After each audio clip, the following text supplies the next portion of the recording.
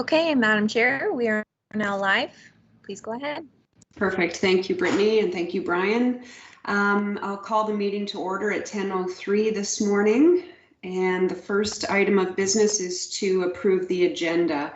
Everyone's had a chance to look at that, hopefully. And do I have someone to move that we approve the agenda as is? Or are there any additions or revisions to the agenda that you would like to bring forward at this time? Sue? I do, Councillor Coburn. The one thing I would like to discuss, and it might actually work in when we're doing the plan, but is talking to the county about how we can connect with them, because they're going through their climate action plan right now as well. So I'm wondering if we could set up some kind of meeting with the county to explore that further. Okay, do we, why don't we add that to unfinished business, and we can make it part of the discussions that are currently listed, or deal with that separately when we get to that point. Thank you. Any other revisions or additions to the agenda? Okay, seeing none, do I have someone to move to approve the agenda with the one addition that Sue has brought forward? This is Luke. I can move the agenda. Sorry, Luke? I can move it. Okay, Luke, all in favor? And that carries. If anyone has to declare any pecuniary interest at this point, please do so, or at any point throughout the remainder of the meeting. Seeing none at this time. Looking at the minutes of the previous meeting of January the 8th, 2021. Can I have someone move that we approve those minutes?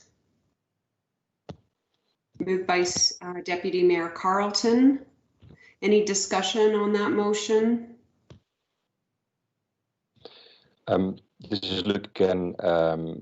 One question is would it be a possibility to look at that, or maybe it's already there, it's probably more a question for Brittany, in terms of the presentation that HIBA provided. I thought was very useful and provide a lot of opportunities that we can build on as we develop the plan.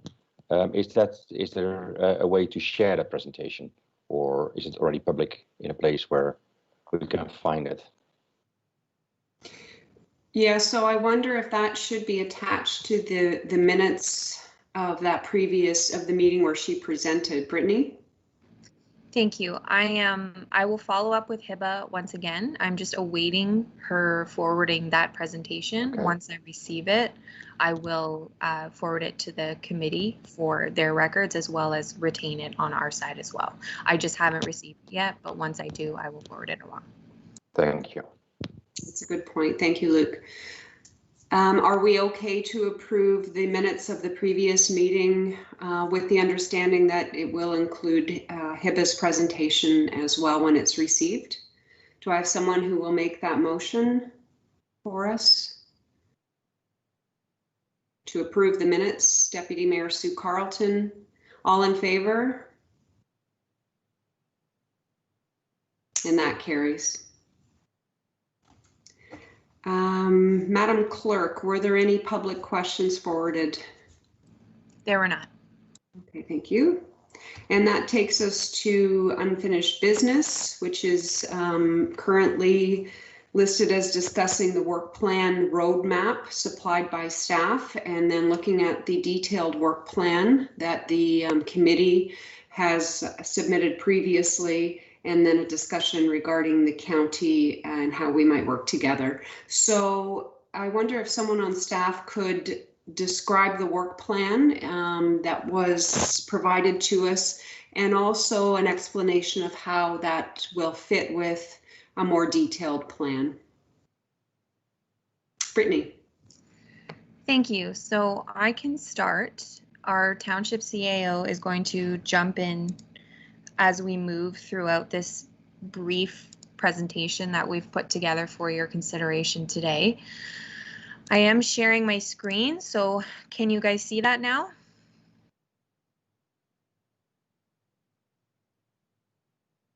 Yes, that's there. Okay.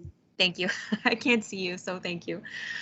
So between Al and myself, we have put together just a brief overview of how we see the next few months to however long this may take for this committee to pan out.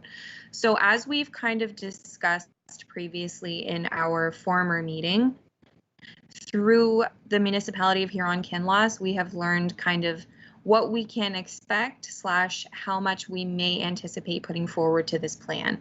So that brings us to our first slide, in that we would like council to deem this as a priority and allocate $150,000 over the next 3 years. You'll recall that the municipality of Huron-Kinloss allocated this amount over the course of 2 years. However, we're hopeful that potentially there's possibilities for collaboration with the County of Grey that could lead to some cost savings. So I think the first thing that we really need to pay attention to is creation of an RFP and covering the amounts that RFP will cost the township through finding of grants. So the first one that I found thus far is the Municipal Energy Plan Program. And I think that this is one worthwhile looking at from our perspective. So in looking at this grant, I have learned that this grant will cover 50% of eligible costs for creation of the plan, up to $90,000 for the actual creation of the plan, and $25,000 to continue working on the plan after its development.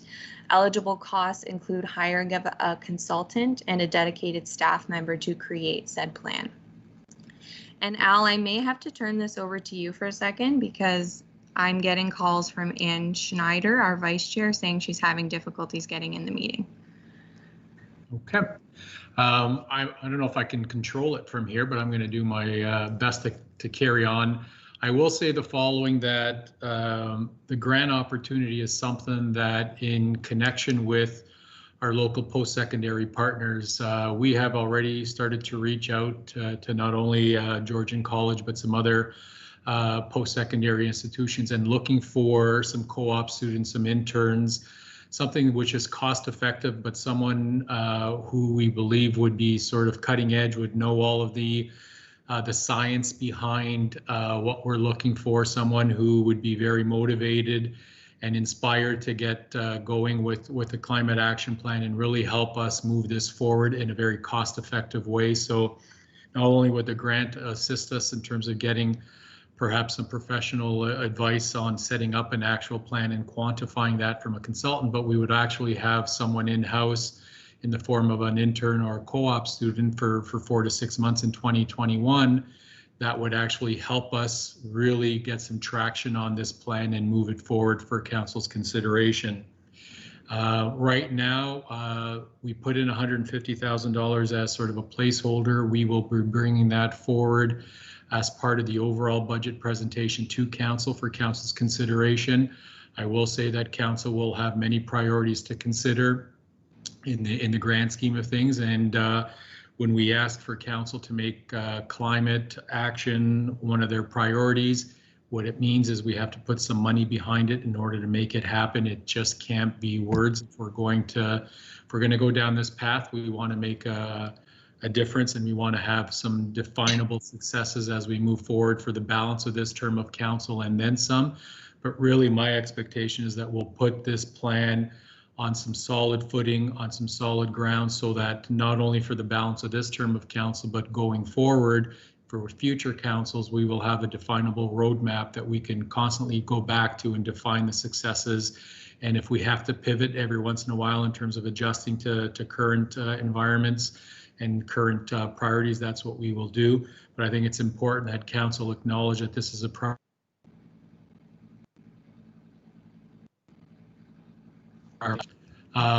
In terms of the slide that's in front of you, in terms of collaboration, I think we talked a little bit about this previously, but I'm very much of the opinion that it has to be in this work, and for going to be successful, has to be in conjunction with the county and with our other municipal neighbors as well.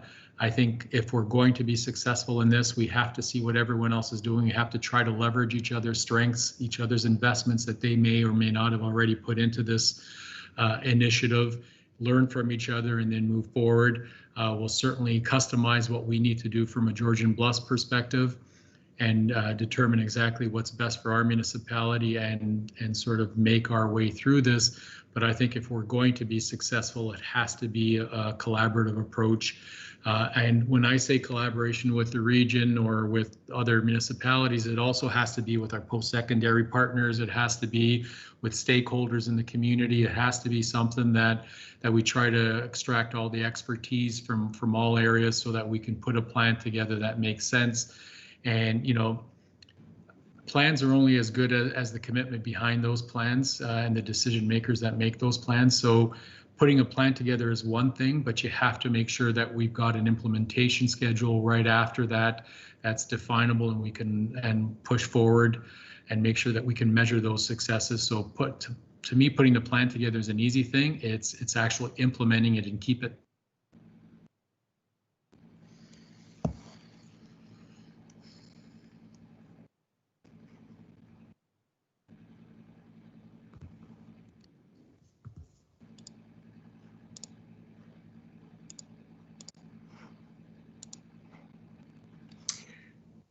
Sorry, I think we've lost our CAO there. So if you all Okay, I was wondering if it was just me, so I'm happy to hear that it's not just me. Okay. Top of mind. I'm still here. Yeah, every once in a while you're completely cutting out and you freeze and then we hear nothing else. So I'm going to say for the last 20 or 30 seconds, I personally didn't hear any of that. Sorry. And that was my best. That was my best stuff too. Sorry, Al. Sorry, I was just mentioning. I don't even remember what I was saying now, but it was more of a collaborative effort in terms of more than just the other levels of government. You have to have all of our stakeholders, all of our community experts, post-secondary partners. It's really formulating that team. But I was saying that the easy part is putting together a plan. The most difficult part will be to actually implement the plan, keep people accountable for making that progress, defining that progress, and constantly going back to the community and to our council and keeping them updated and making sure that this continues to be a priority and top of mind priority for everyone.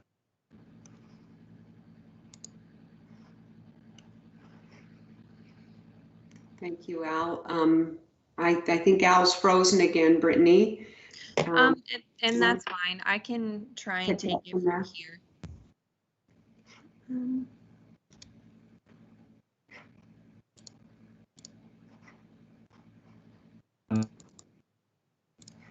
Okay, so I will try and take it from here and just briefly outline what we have remaining following collaboration. So as I mentioned, step one, and these are very high level steps, we recognize that we will not only have a 3-step process in creation and development and implementation of this plan. This is merely to get us moving in the right directions.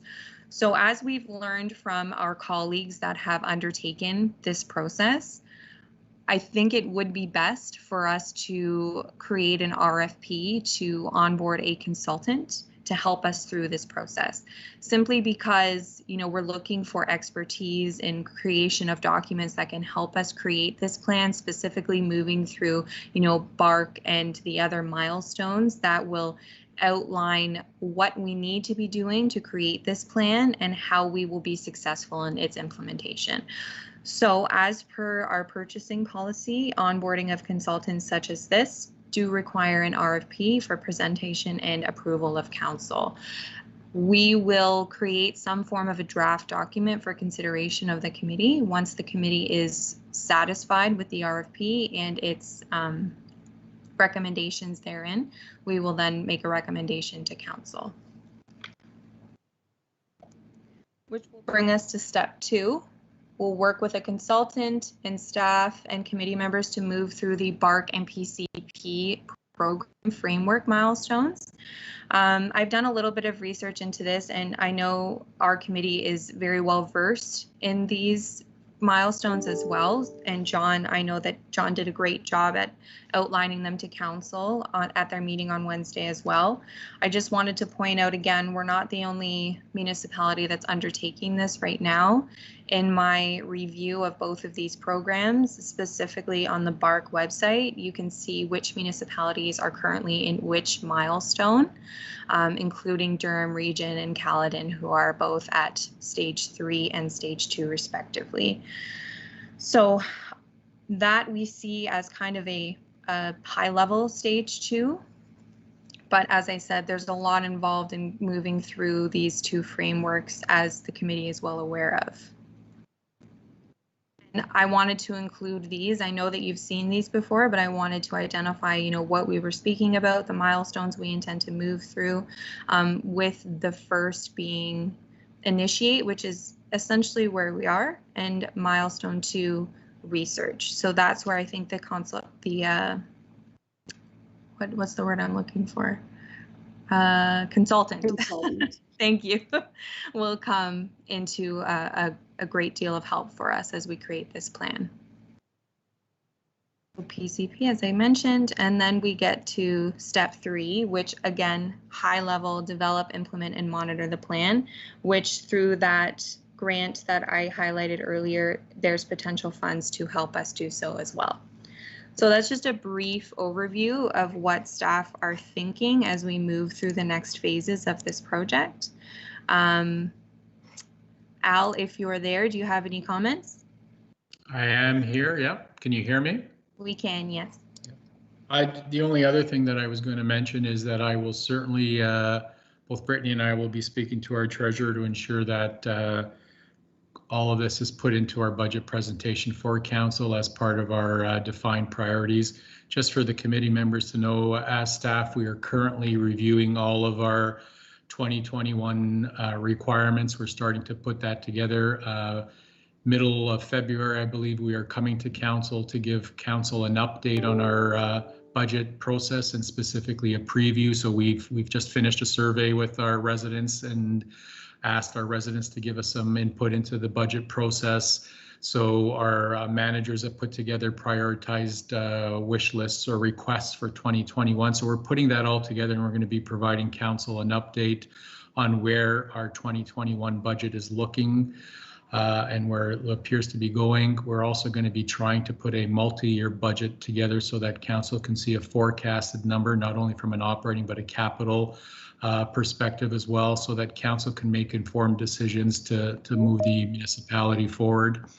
And part of what we will do is we'll make sure that climate control is on the list of identified priorities for council, and then council will then be able to identify funding commitments and sort of give some direction to staff so that we can prepare something for a late March budget approval for 2021.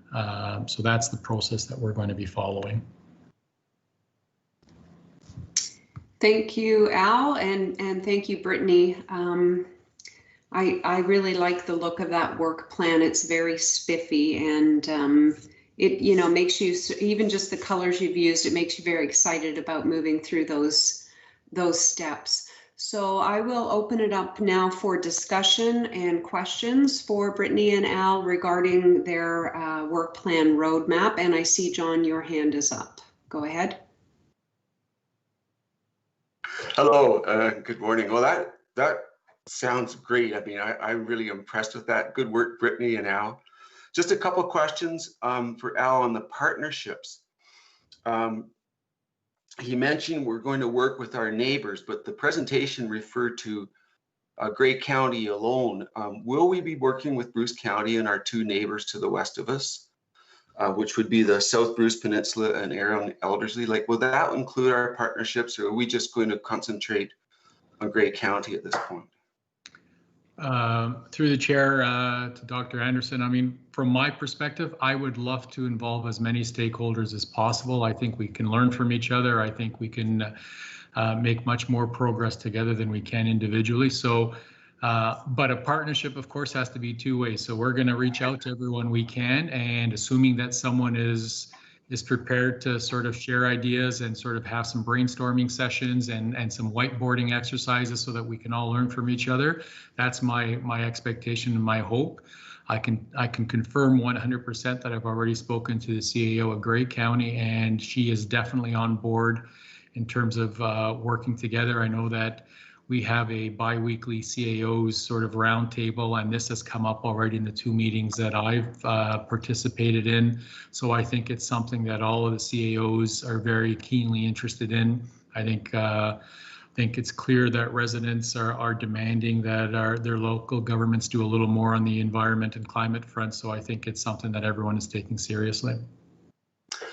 Okay, well that's good. Then can I assume as well that we would be working with the Grey Stauble Conservation Authority?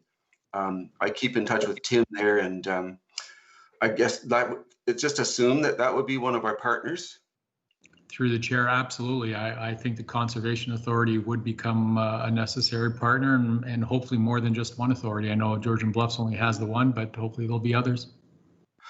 Yeah, and I know at least when Sonia was there, we discussed that they were going forward with a climate action plan because so that would be a partner. And then finally, like, what about the First Nations? I know that they're pretty much overworked in terms of SON staff, but would we reach out to them as well? Would we consider the First Nations? Absolutely. Well, I think if we're going to do this properly, you invite as many people as you can. You can't force everyone to participate, but you're going to invite them all, and you hope that everyone brings a little something to the table. Okay, good. Thank you, Al. Good questions, Dr. Anderson. Luke, I see your hand up next.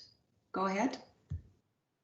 Yeah, thanks, Chair, and thanks a lot indeed for pulling this together. It's actually very exciting to see that, and indeed very spiffy and very clear. So, and I also like to break down just in very high level, but still very clear terms.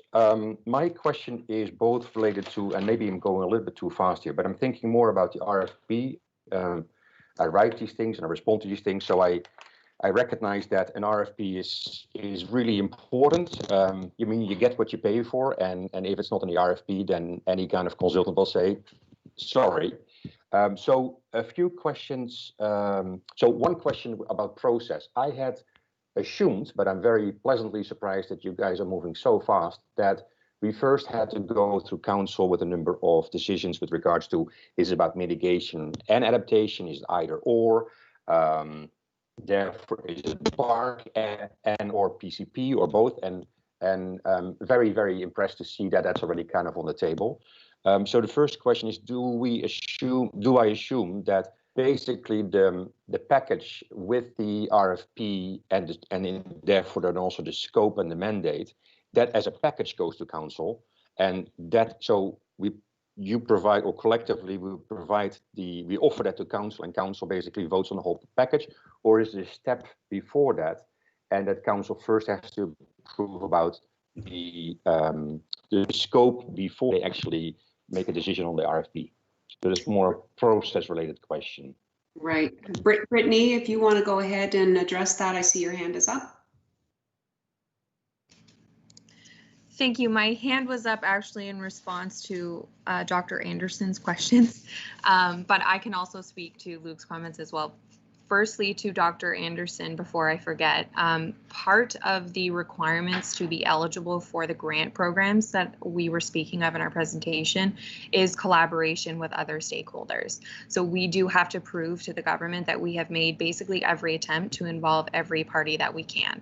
So just by meeting the basic requirements, we would also be required to move in that collaborative step as well. So we do intend to involve all parties that we can, including Grey Stauble, other municipalities, etc. So in response to Dr. Anderson.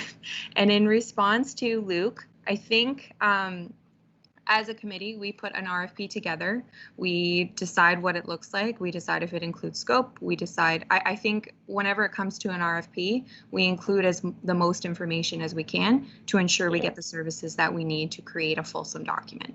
So staff will first take a stab at it, have something draft for the committee to review, and then following committee's approval of the RFP is when we will go to council. And Al, do you have any further comments on that? No, the only thing I was going to add, and thank you for that, Brittany, is that, of course, the RFP would be subject to council approval. So council would have to, of course, approve the available funding. Then we will work within the parameters of the available funding. And what often happens is, you know, if you've got X amount of funding, then you sort of pare down the scope of the RFP. If you've got Y available funding, then you can expand that a little bit more. So the driver of this will be in terms of the available funding, so that we sort of act within our funding limits. But I think we can get a lot done, and we can try to sort of move this forward in 2021 for sure. Great. Thanks. Did that answer your question? Follow up? Yeah, very, yeah, that's wonderful. Thanks for that. And then there's a follow-up question, and that's about the scope. So it's good to see what you have put out there. Just a question about clarification. Are we talking about the commercial, is this the commercial scope, or are we also taking a municipal scope? Is that something, at what point do we discuss that in terms of the scope of the exercise? Is it something to table for the RFP process? If I may, I'll take a shot at that. I think it's important that we sort of take steps here, one step at a time before we start running. I would love it if we could initially incorporate something that will give the municipality specific targets and where we want to get to, but then as an overall sort of our overarching document is where we then want to sort of move towards encouraging the private sector, individual residents, in terms of trying to do their part as well in achieving that. I can tell you my experience with that is that when you try to sort of extend a little bit further to the private sector, that oftentimes what they're looking for as part of that encouragement is some financial incentive as well. So if you're going to try to encourage them to lower their carbon footprint, if you're trying to encourage them to do something a little bit differently, they're always looking for a little bit of financial incentive to do that.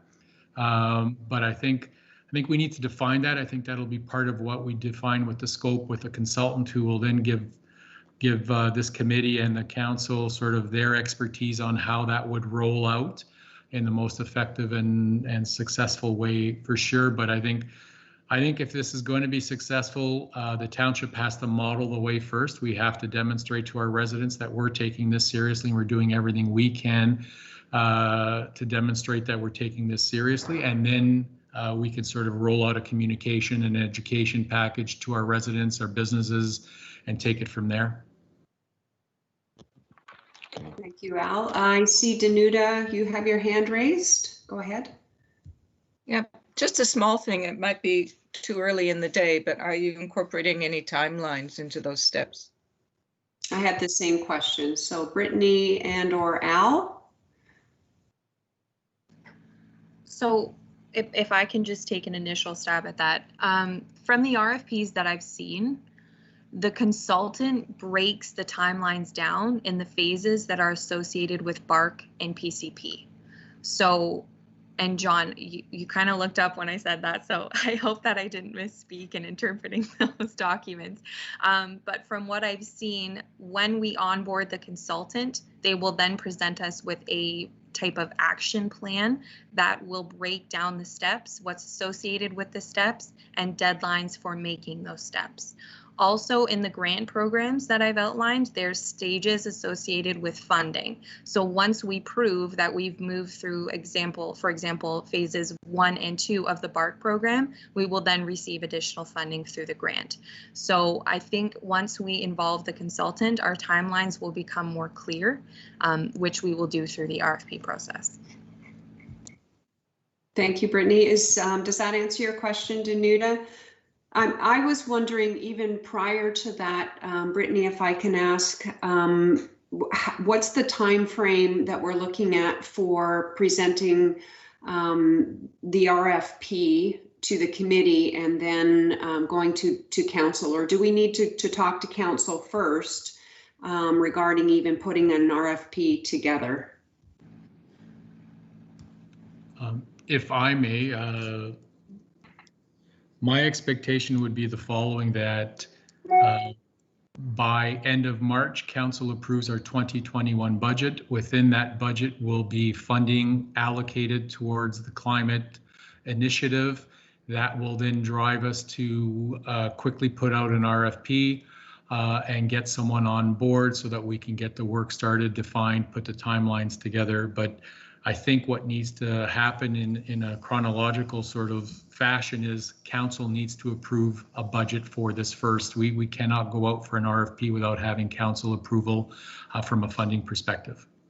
Got it. Yeah, thank you. And Sue, you're next. Thank you. I'm just wondering, and this is through staff, we received as a township a couple of years ago, provincial government gave out, I think we got 683,000 to use for a variety of things through the township. And I'm wondering if there's any of those funds left put in reserves, or do we have funds in reserves that could be allocated to part of this? And I ask that because I know we've got some fairly good reserves in places, but I know they're allocated to various areas. But that funding from a couple of years ago sits in my mind that we didn't use all of that yet. So that's perhaps a question for the Director of Finance. Thank you very much to the chair. Thank you, Deputy Mayor. I will certainly speak to our treasurer. I've got some meetings scheduled with her in the coming weeks to go through line by line details of our budget, not only what we currently have on our base, but what's being projected to be required for 2021, and a fulsome review of all of our reserves as well. So I will certainly take a good look at that. But thank you for the suggestion. Any other questions at this time about the work pathway? I did wonder about the timing and how the committee felt about spreading this over 3 years. Does the committee feel that that time frame is appropriate, acceptable? I guess I'm comparing it to Huron Kinloss that did it over 2 years, and our situation might be a little different. Are there any comments about that?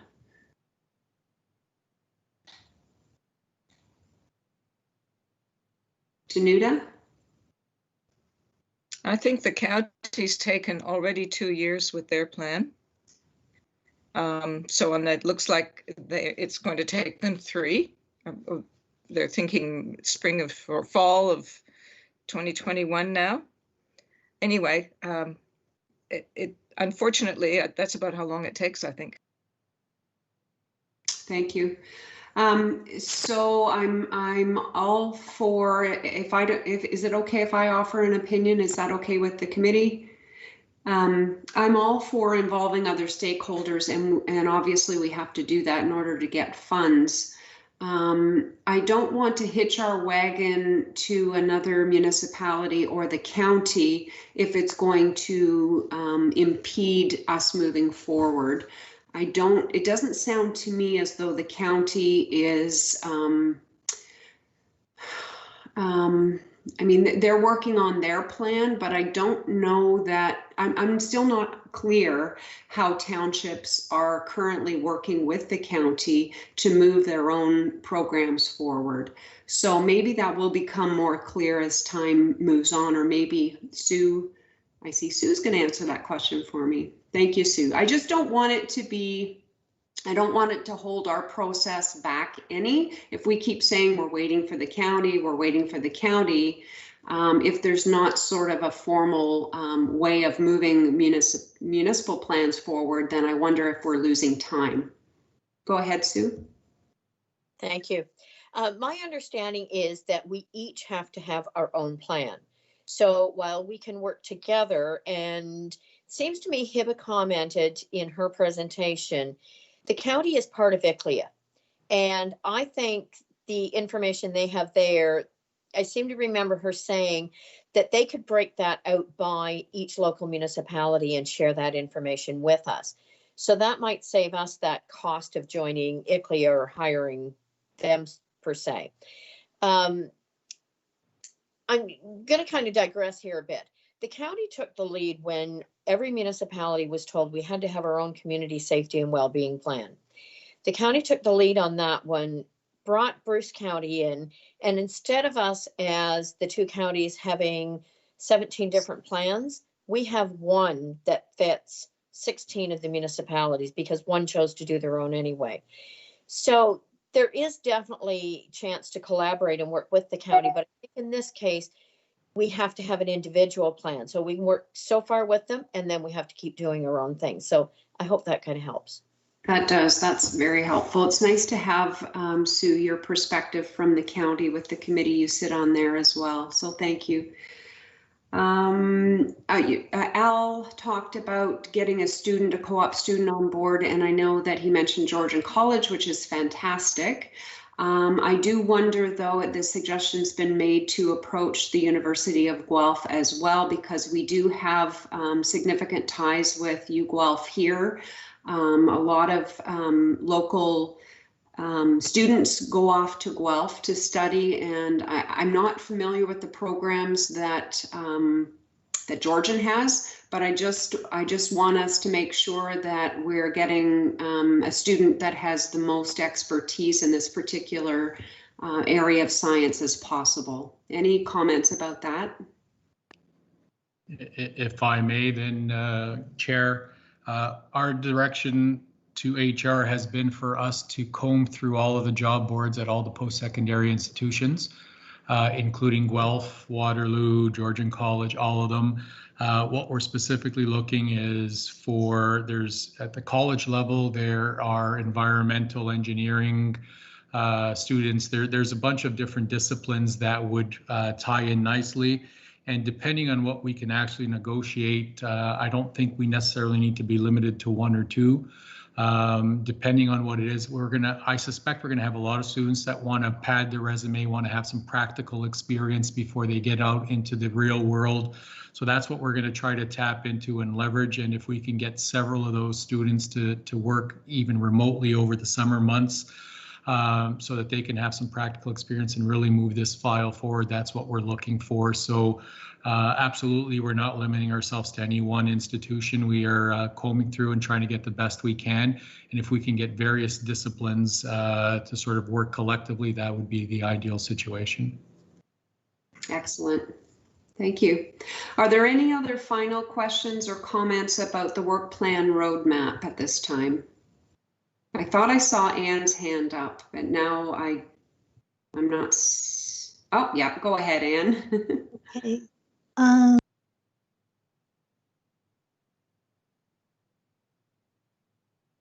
not hearing you, Anne. Anne, you are muted. Can you hear me now? Yes, thank you. Good. So what I was going to comment on actually was the other schools, in addition to Georgian College, so that's covered. And I apologize, I don't know what was going on that I couldn't get into the meeting. But I'm assuming I missed a part where you talked about what actually the students would be doing. And I wonder if you could talk to that. What role are we looking for students? Right. So, I mean, my guess would be that we will have to, I would think we would need some advice on that through the consultant that we're getting, hopefully getting to help us move through this program. But Al and Brittany may have other ideas, so I'll turn it over to you. Through you, Chair, to Anne. Absolutely, Councillor, you're 100% correct.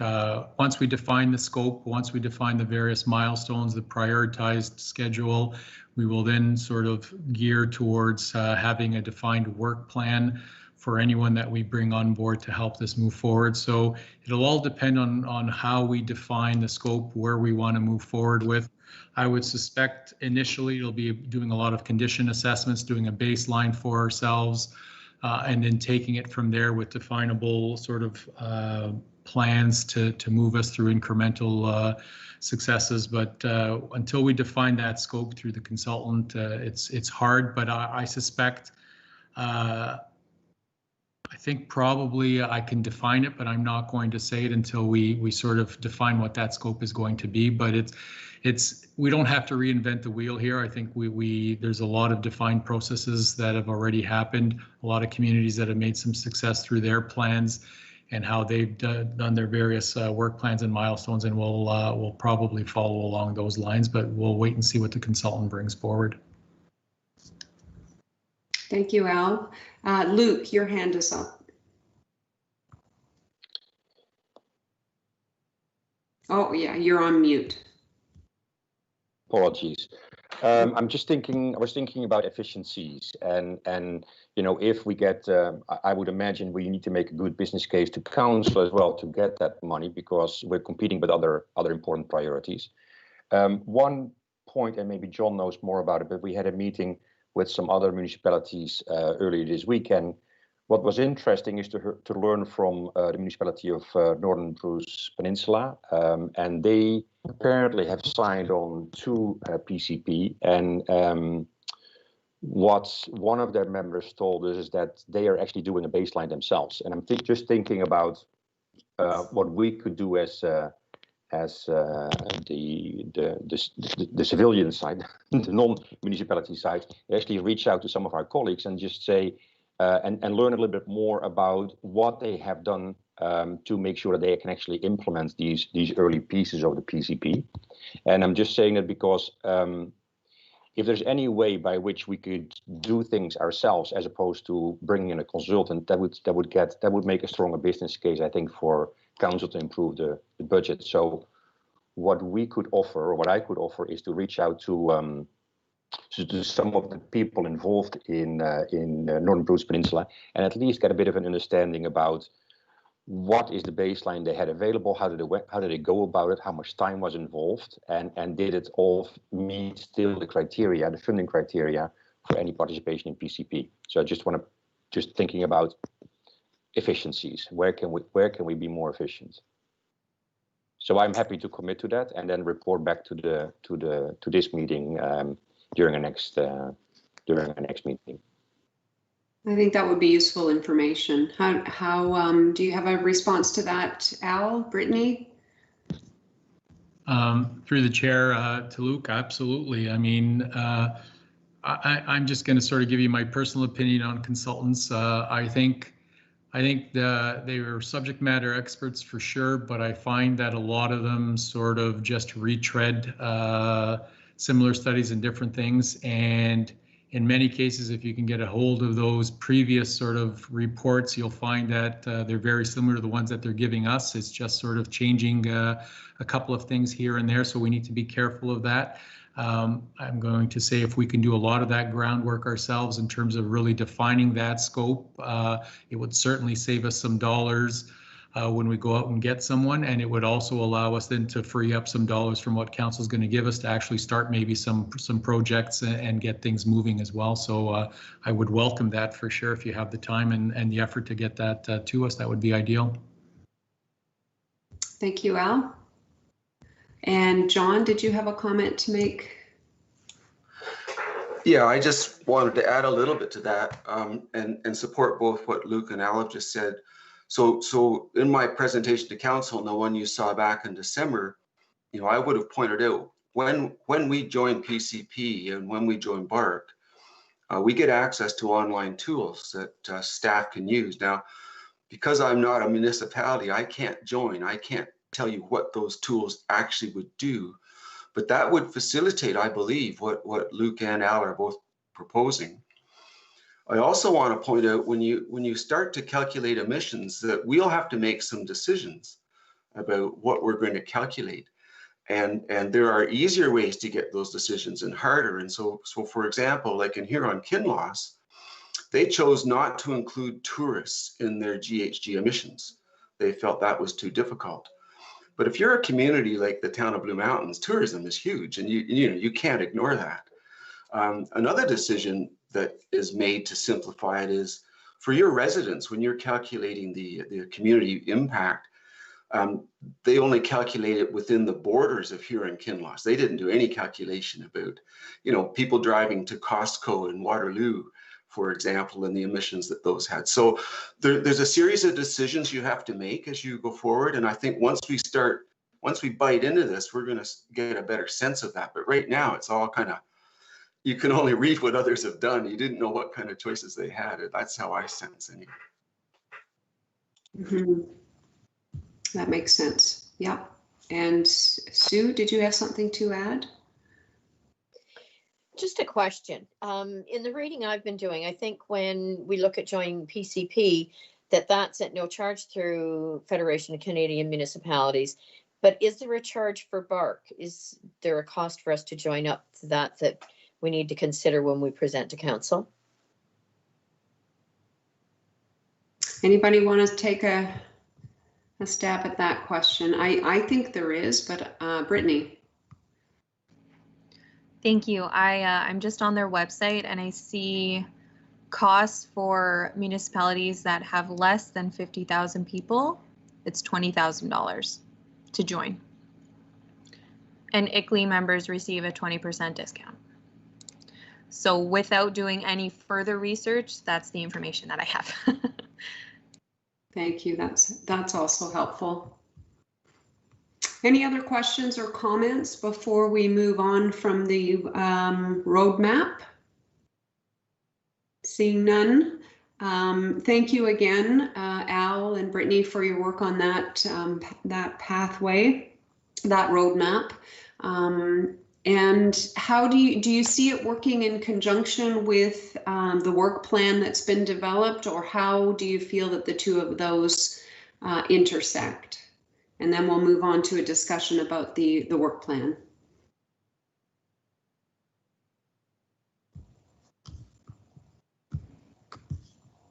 No comment. Okie doke. Stab at that, and Al, feel free to jump in at any point. I think the work plan, Al and I just wanted to sit down and have a general sense of the direction that we're moving in. So these two documents definitely coexist with each other. We just wanted to create a defined pathway for moving forward through this document. So I see them working together while acknowledging the work plan as just brief next steps to help guide the committee in their next decision making. Perfect. Yeah, I think it's the roadmap is also a really effective tool to show council without getting into the nitty gritty of every single step and objective.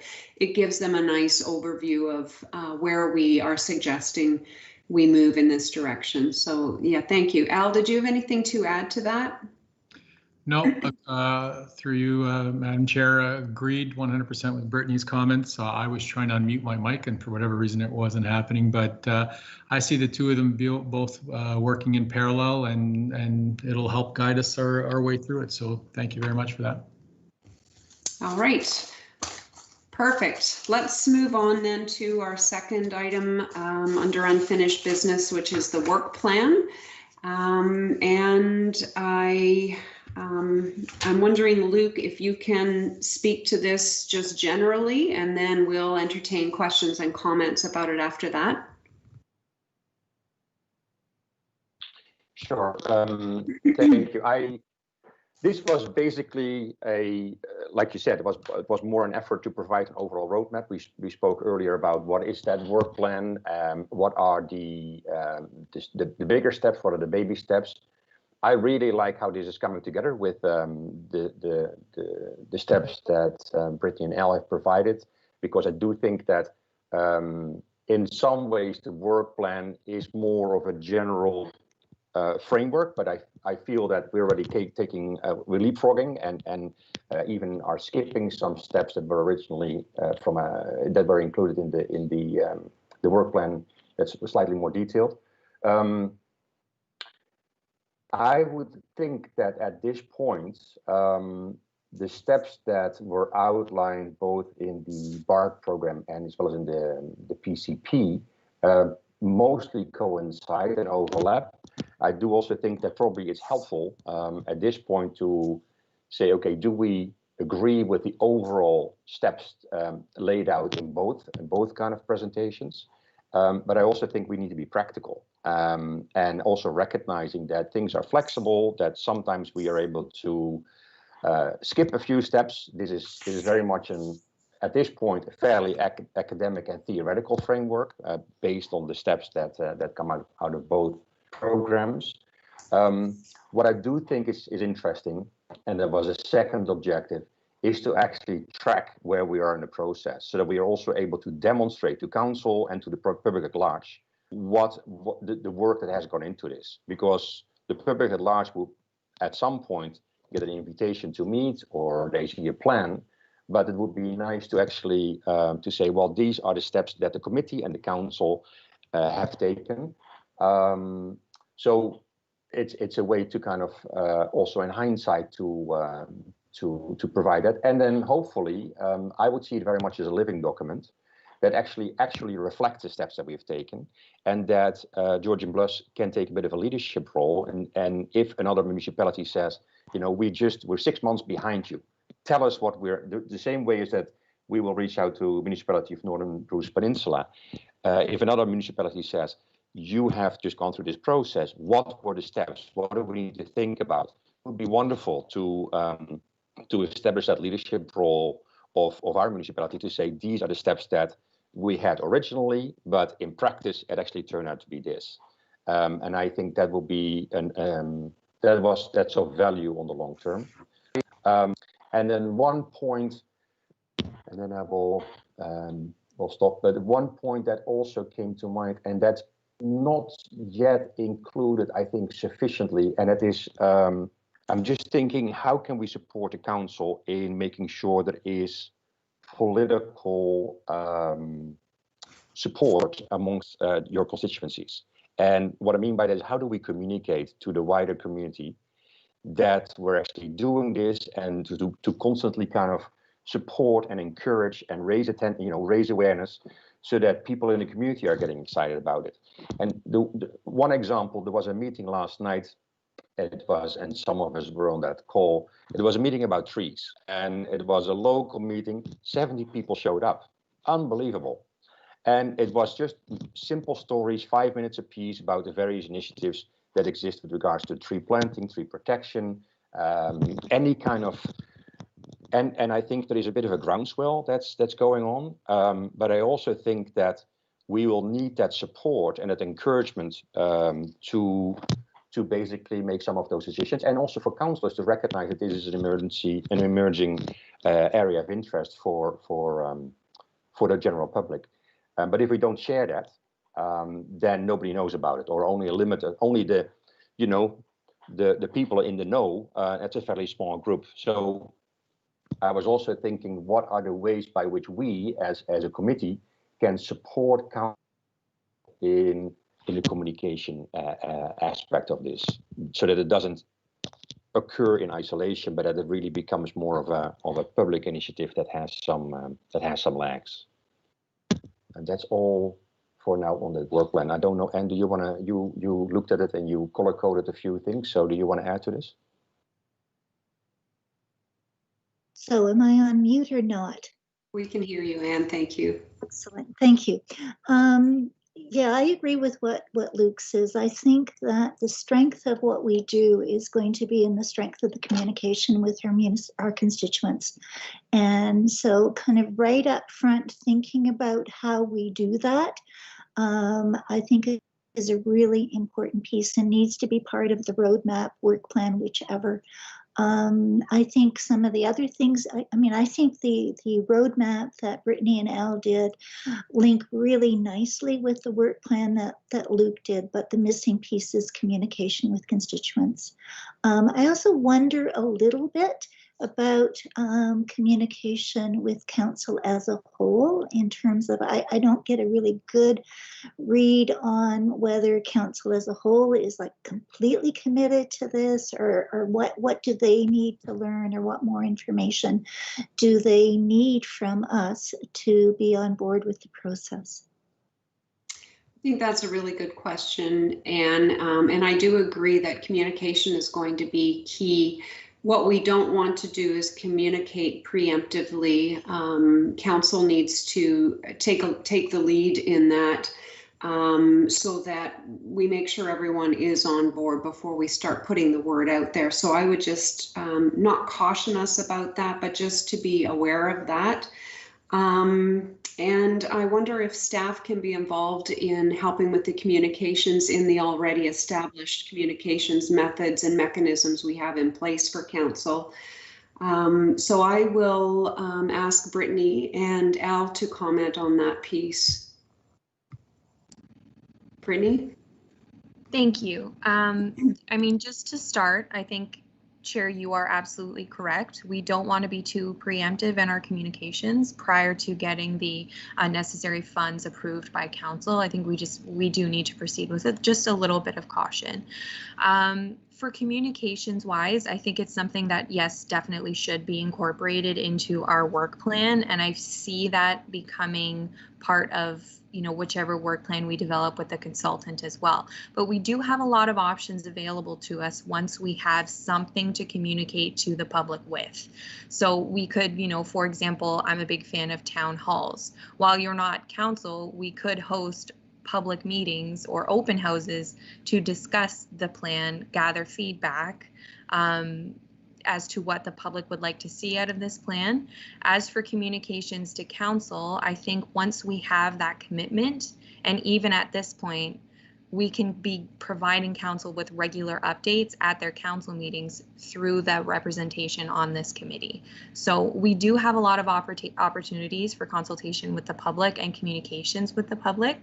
I do think that we just have to have something to communicate to them first. Thank you, Brittany. I would just jump in here to say that I did have an opportunity to speak with another councillor yesterday who listened in on Dr. Anderson's presentation and found it helpful.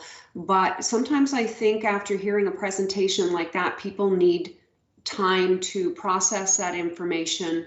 I wondered, perhaps Anne and I wondered why there weren't maybe more questions from council at that time, but I think it was just they needed a bit of time to let it sink in and think it over a little bit. And then an opportunity to ask questions perhaps later might be helpful. And so maybe we can ask council in some way how more information might be provided to them and what kind of information they might need. John? Thanks, Kathy. In addition to the presentation I made to council, which you all saw previously, I also sent Brittany a one-page climate primer that I had prepared for the Bruce Peninsula, South Bruce Peninsula. And I first of all wonder if that got any discussion, and if it did not, that might be a conduit to moving forward with council, is just to have a look at that. It's designed to be read, you know, really quickly, and just as an introduction. I think that's a great idea, John. I think the difficulty with our agenda packages is that if we read every single word in those agenda packages, they're sometimes hundreds of pages long. So even a primer that's one page, which is perfect, will unfortunately get lost in the shuffle. So I was wondering if some information can be pushed out to council members, perhaps separate from committee agendas, and Brittany will likely have a comment to make about protocol that way. But sometimes I think if we get things by attachment by email and share information that way, rather than tucking a one-pager into an agenda that's 200 or 300 pages long, it might be more effective. Brittany, do you have any comments on that? And then we'll go to Sue.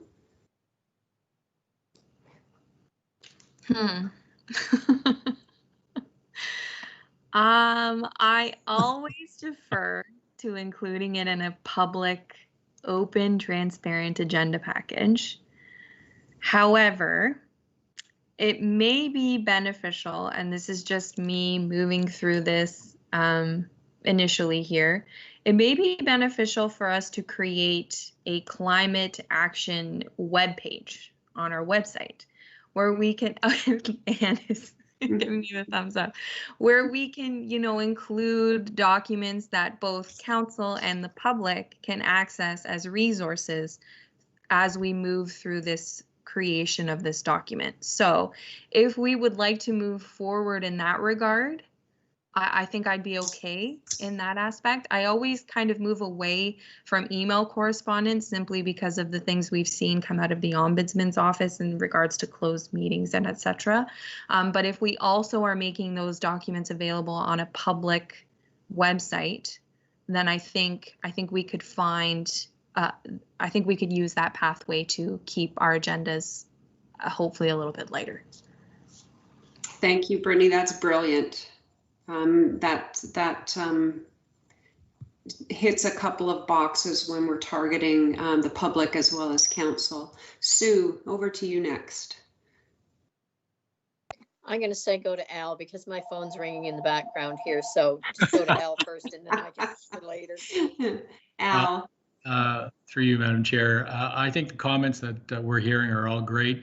I think if we're going to be successful, we need to focus on a communication and an education strategy, not only for our council members, but for the general public for sure.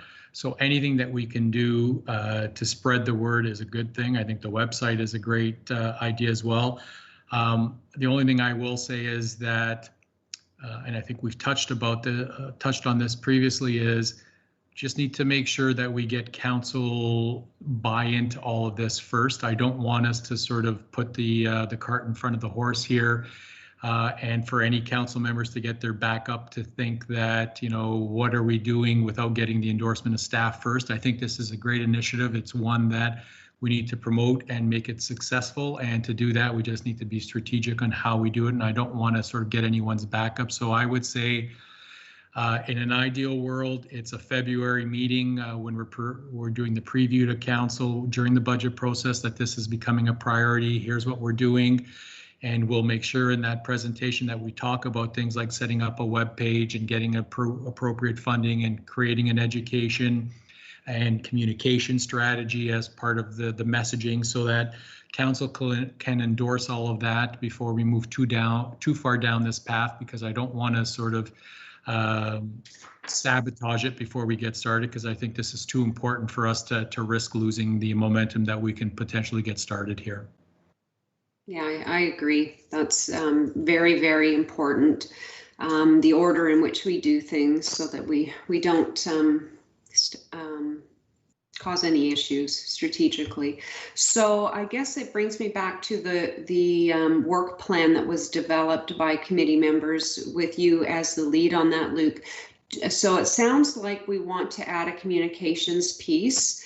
I would also at some point like to see the who column filled in, because there are, when I first looked at this, I thought, holy cow, that's a lot of work for a committee. But then you realize that many of them would be allocated to staff, like exploring funding opportunities, for example, the way Brittany has done already in memberships.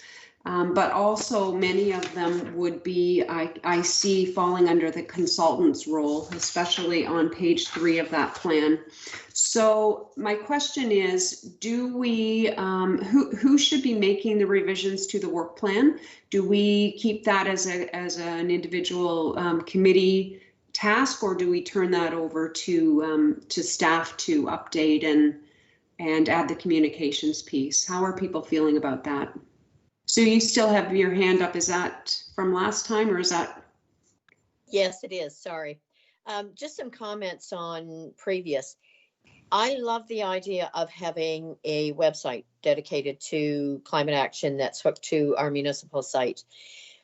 I don't like the idea of totally taking the information for council away from council agendas. I think that's a twofold purpose. It puts it in front of all council members.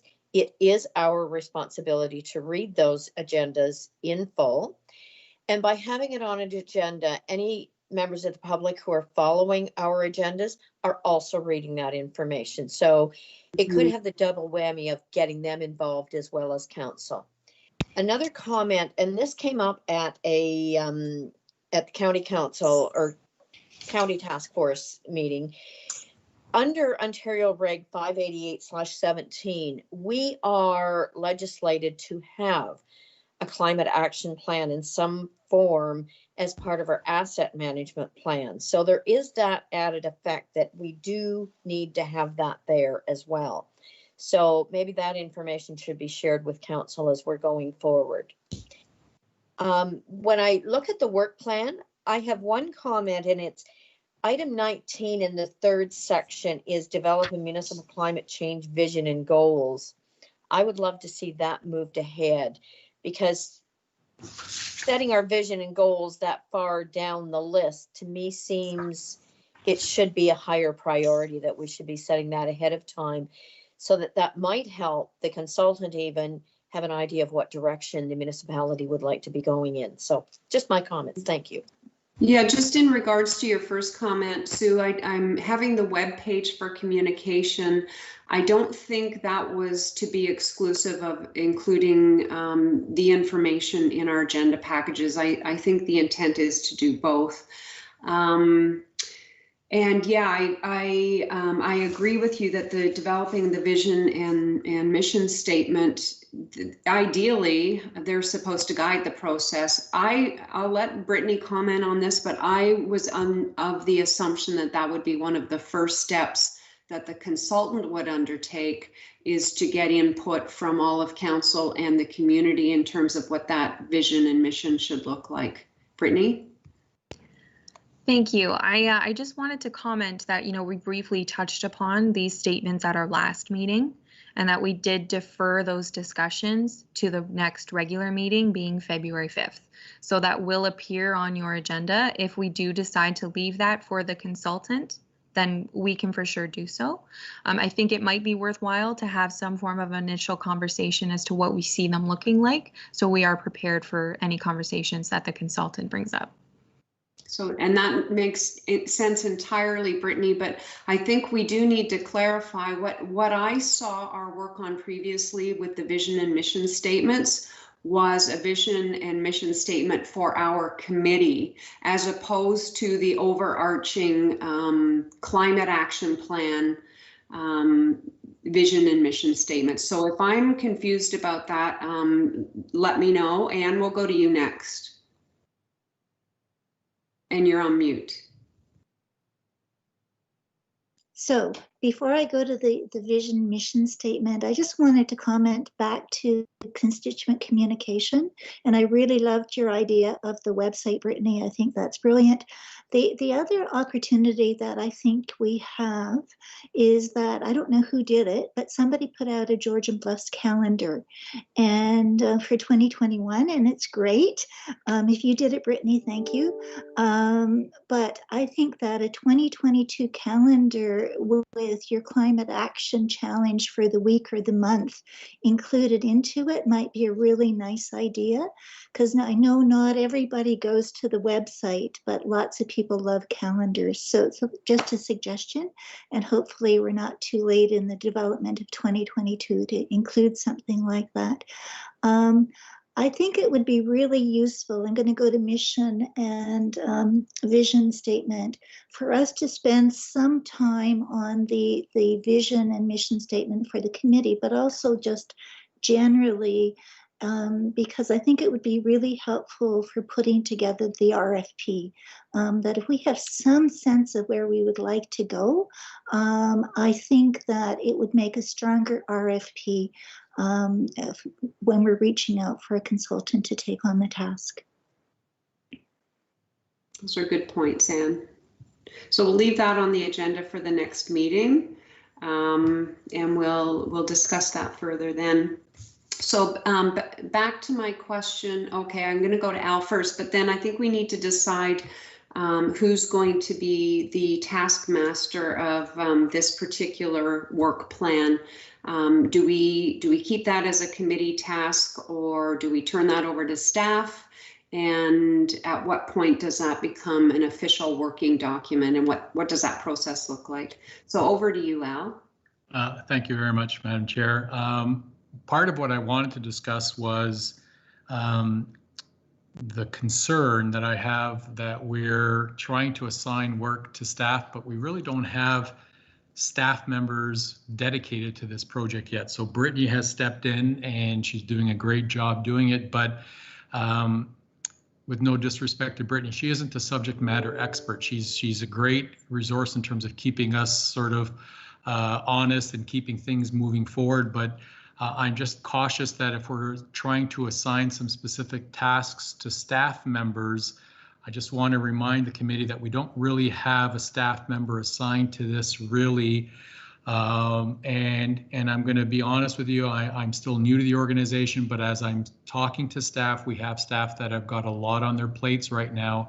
And I just want to be sort of cognizant of the fact that I don't want us to sort of overstep here and start assigning tasks to staff that really we don't have to do this yet. And that's why when we were talking about previously about sort of a structured approach to this, it's, you know, get council approval first, get the funding in place, define that work plan, get a consultant on board, bring in some assistance from a resourcing perspective, whether it's an intern, a co-op student, or look for someone already internally that might have some capacity to get some done, but also have the expertise to bring this forward. So I just want to provide that sort of caution to the committee that, you know, sometimes it's easy to say, let's just assign this to staff, but I just want to let you know that there really isn't staff available right now to take this and run with it. So I just wanted to get that on the table. It's a good reminder. Thank you, Al. I wonder if we just keep this document as sort of an informal guide for us, and we can update it as we see we need to. For now, Luke. Yeah, I just wanted to follow up on that because I also think that as committee members, we have a responsibility, and what we can do, given the reality that budget hasn't been approved and staff is very busy, that for the time being, I would be happy to kind of update it on a monthly basis, send it, you know, through and send it to Brittany so that it can be. I mean, that's the least we can do to alleviate a little bit of the pressure. And then at some point, and that's also why I think it's helpful for us to reach out to some of the other municipalities and to feed that back into this committee. And at a certain point when budget is approved and staff is allocated and resources are available, then I think at that point we can have another discussion. But I think on the short term, I think it's in all of our interest to keep the momentum going, and anything that we can do to support, I think that's part of being on this committee. So I'm happy to take that. It's a small task. I'm happy to take that up. That's great. Thank you very much for that offer, Luke. We appreciate that. Any other comments or questions regarding the work plan for now?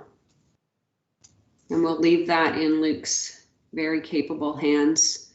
Danuta, are you? Yeah, go ahead, Danuta. Just a couple of small things. Numbers 11 and 12 under the third section on developing the plan, where you put in looking at the two scenarios, the low carbon scenario and the business as usual, and then choosing. And if our goal is to have a climate action plan, I don't know if we need to make that choice. Maybe just, I don't know. It's, to me, the wording just thought, why? Why even mention business as usual? But anyway, and the other thing I had to say is where we're talking about adaptation, we're still hopeful that the council will approve pursuing both mitigation and adaptation and joining BARC. Numbers 14 and 15, vulnerability and risk assessments. I think that we talked about impact statements, and I think that when I looked at the Huron-Kinloss plan, and that's what comes out of the impact statements. The impact statements are defining the impacts through temperature, precipitation, and let me see. I'm trying to find my and water levels. I think they included in Huron-Kinloss. So what they did was they based their impact statements on the expected climate changes, and then looked at the three areas of built environment, people, and environment to list what their priority impact statements were going to be. And from those, then they ranked them as in vulnerability and assessment under charts in their plan. That's all. Thank you. Any comments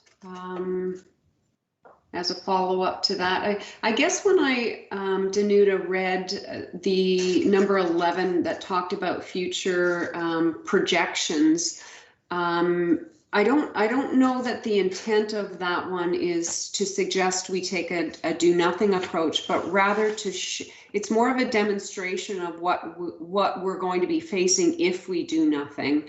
So that's how I interpreted that. But maybe we need to clarify that wording so that we're not being misleading or suggesting that that's an option. So thank you for making that point. Anything else on this document? Okay, is it all right if we move on then? Is that okay with everyone? Okay. So Sue, you had brought forward an additional business item in regards to how we work with the county. Was there anything more there that you wish to discuss? I don't think so. Hearing that our CAO is meeting as part of that group, I've talked to the CAO at the county, and I know that she is quite clear on everybody working together. So I think we can leave that as that's going to move forward along with everything else we're doing. So I'm good with that now. Thank you. Okay, perfect. All right. Item number 7 on the agenda. Any notice of motion that anyone wishes to bring forward at this time? And seeing none. That brings us to the date of our next meeting, being February 5th at 10 a.m. And Brittany, I'm sure, will get us out an agenda. We already have some items built into that agenda, but if there's anything additional that you wish to add, it's okay, Brittany, if we forward them to you at this time. Okay, perfect. Yes, please. And I would just like to note, I envision the work plan that the committee has come together to create as being a standing item. So whenever you have updates to that, please forward it to myself and I will ensure that it's included on the agenda. Perfect. Thank you. Okay, just one more motion to adjourn. Anne, thank you. And all in favor? Oh, sorry. No, Anne, I think it looks like you maybe had another question or comment. Yes, and it's actually a technical question. Is there a way with Team to be able to do a complete view of everybody that's in the meeting? Because I can't find on mine the gallery option of showing everybody. Got it. That's a Brittany question. Yeah. And I will, I'll send you an instructional email to show you how to get to the gallery view following the meeting. Thank you. Thank you, Brittany. Okay, a motion to adjourn. Deputy Mayor Sue Carlton, all in favor? Thanks, folks. We're adjourned. We'll see you next time.